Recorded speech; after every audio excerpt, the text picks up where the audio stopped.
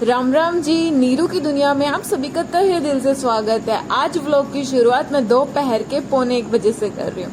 मेरे बेटे को हुए थे उल्टी दस्त और अभी उसकी तबीयत में काफी आराम है, लेकिन उसका मूड बहुत ज्यादा लेजी हो रखा है और बेटियां आराम से खराटे मार के सो रही है, क्योंकि गर्मी की दोपहर में सोने का मजा ही कुछ हो रहा है। तो यहाँ ये सो रही है और यहाँ ये काफी लेजी वाले मूड में है। तबीयत इसकी पहले से काफी ठीक है, पूरी तरह ठीक नहीं है, पर हाँ इसको काफी आराम है। और यहाँ पर जो हमारा कंस्ट्रक्शन का काम चल रहा था, अगर शुद्ध हरियाणी में बोलूँ तो जो चिनाई का काम चल रहा था वो अपनी प्रगति पर जोरों शोरों से है। इतना काम ये लोग आधे दिन तक कर चुके हैं और अभी शाम होते होते देखो ये कितना काम कर सकते हैं।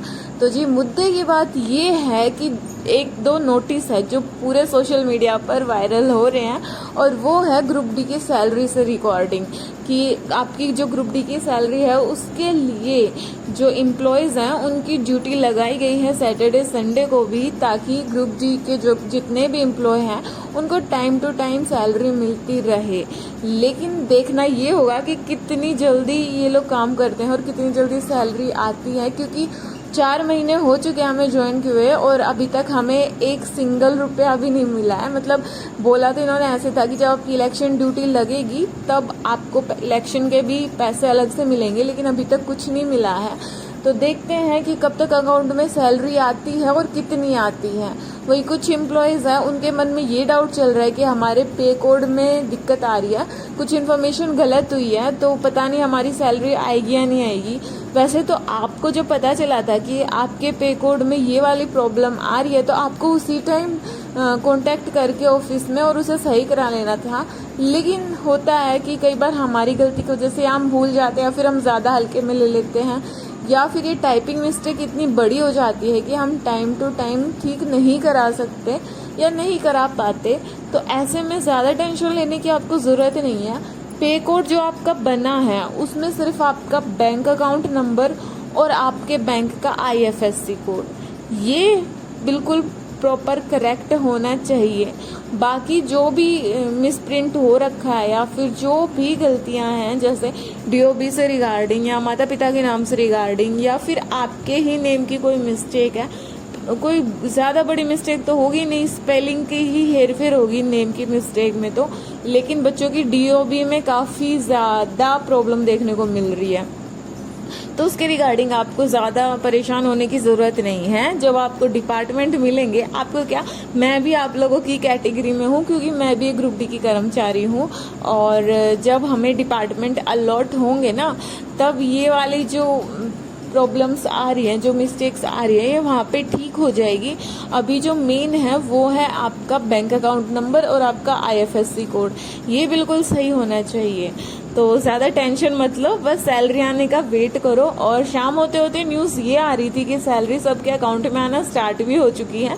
मेरे अकाउंट में अभी तक तो आई नहीं है, बाकी नेक्स्ट व्लॉग तक आ जाए तो मैं कुछ कह नहीं सकती, अभी तक तो आई नहीं है। बाकी इंतज़ार बेसब्री से चल रहा है, देखते हैं कितना लंबा ये इंतज़ार चलता है और कितनी हमें सैलरी मिलती है। तो यहाँ पर सुहान का खाना बनकर बिल्कुल रेडी था। डॉक्टरों से दाल और खिचड़ी खाने को ही बोला था, क्योंकि उसको उल्टी दस्त कुछ ज़्यादा ही सीवियर हो रखा था, तो ज़्यादा हैवी या फिर ज़्यादा कुछ वो डाइजेस्ट नहीं कर पाता, इसीलिए डॉक्टर ने उसको सादा सिंपल खाने को बोला है। तो यहाँ उसकी खिचड़ी बन के रेडी है और मैं उसे खिचड़ी देने जा रही हूँ। बाहर आप धूप देख सकते हैं क्योंकि ये जस्ट दोपहर का मौसम चल रहा है। और हमारे घर में कंस्ट्रक्शन चलने का मेन रीज़न ये भी है क्योंकि घर में छोटे बच्चे हैं और धूप काफ़ी आती है। हमारे घर में आंगन बहुत खुला है और इसी वजह से सोचा कि थोड़ा कंस्ट्रक्ट करा के घर को थोड़ा सुधार लिया जाए। तो यहाँ वो खिचड़ी खा रहा था तो बेटी भी जिद करने लगी। बेटी को खिचड़ी देने के बाद मैं लग गई थी लंच बनाने के लिए, क्योंकि अभी हमारे घरों में शादी है, तो उसी शादी से रिगार्डिंग हमारे घर में काफ़ी रिलेटिव इकट्ठे हो रहे हैं और आज हमारे घर पे भी रिलेटिव आने वाले थे, तो लंच बनाने की ड्यूटी मेरी लगी है।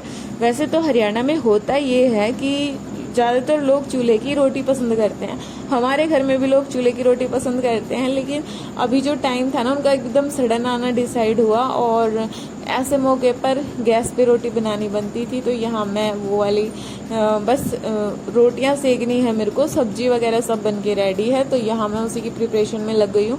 क्योंकि मेरी बेटी अभी छोटी है और उनके आने के बाद तो मेरे को खाना बनाने ही नहीं देगी, क्योंकि बच्चा ऐसा ही होता है, जब कोई अनजाना आदमी उसके सामने आता है ना तो वो बिल्कुल इनसिक्योर हो जाता है। तो मैं नहीं चाहती मेरे साथ वो वाली सिचुएशन क्रिएट हो, इसीलिए मैं फटाफट खाना बना के रख दूंगी, ताकि जब वो लोग आए तो मेरे को ज़्यादा प्रॉब्लम ना फेस करनी पड़े।